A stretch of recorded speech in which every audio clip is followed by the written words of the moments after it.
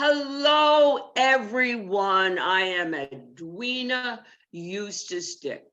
Well, I was born in the early 1900s and I lived here in Ridgefield for 30 years, 1950 to 1980. There were three internationally known opera stars here in Ridgefield. Well, of course, we had Geraldine Farrar. Then we had myself, and then we had Erlen van Lusterjude, and he was a male. We were all given a great gift. But even though you're given a vocal gift, you have to work so hard for what you do. And that's what we were all willing to do. And I'm very proud of my career. Well, I was born in New York City. My parents were quite well-to-do and very cultured, very musical. They took me to everything related to the arts, to the ballet, to the symphony, to the operas, to drama, to musicals, to museums. I loved it all. They saw that as a very young girl, I had vocal talent. So they started giving me lessons. Well, by the time I was 16 years old, I was enrolled full time in Juilliard, which is not easy to do. I won all sorts of awards while I was at Juilliard.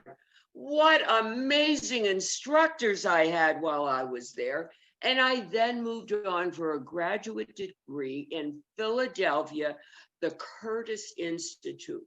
Very prestigious. And here I even won the Newberger Award, which is a very high accolade for vocal performance. I was a contralto, and people said my voice was strong, sweet, and sincere. And I did not just want to be an ingenue. I wanted to play different parts. I studied abroad. I studied with individual people. I came back to Philadelphia.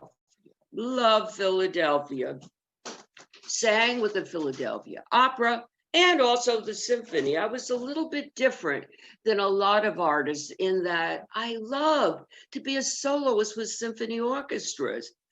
When I was in Boston, I sang for the opera, I sang for the symphony and the Boston Pops.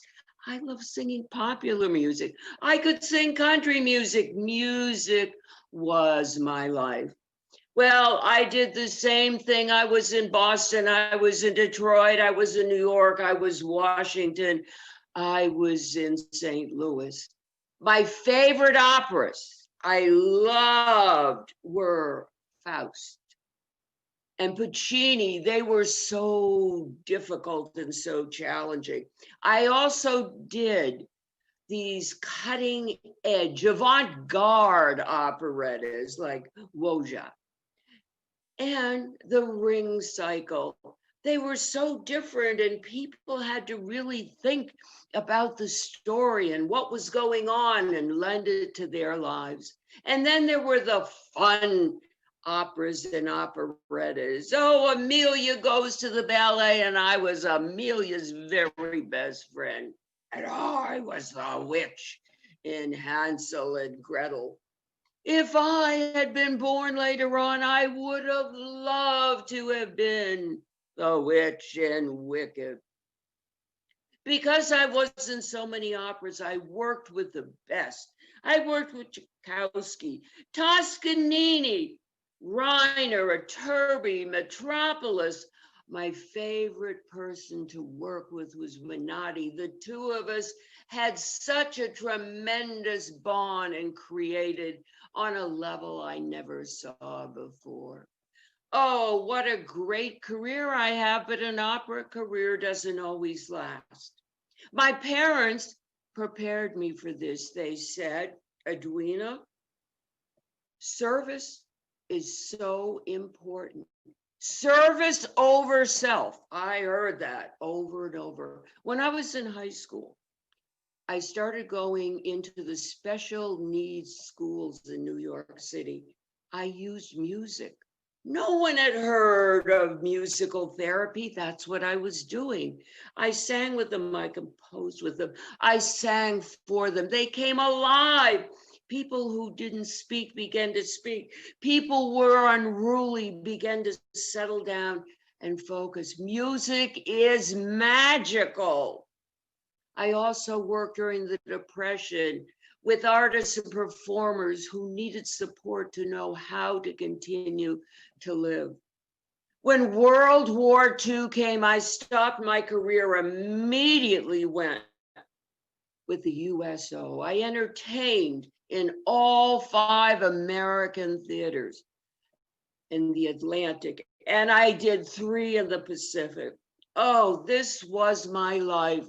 I sang, I produced, I promoted, I gave it my all. When the Gulf War came, I was there. Desert Storm, I was there. There were people who were ill in the hospitals. They weren't getting entertained. I spent as much time in the hospitals as I did in the USO shows. Also enjoyed secular music. I would sing in churches nonstop, sometimes 7 performances every single Sunday. This was my life of service, and there were 4 or 5 that were particularly unique. I developed and produced for the 5th Infantry in Italy, special shows for fundraisers.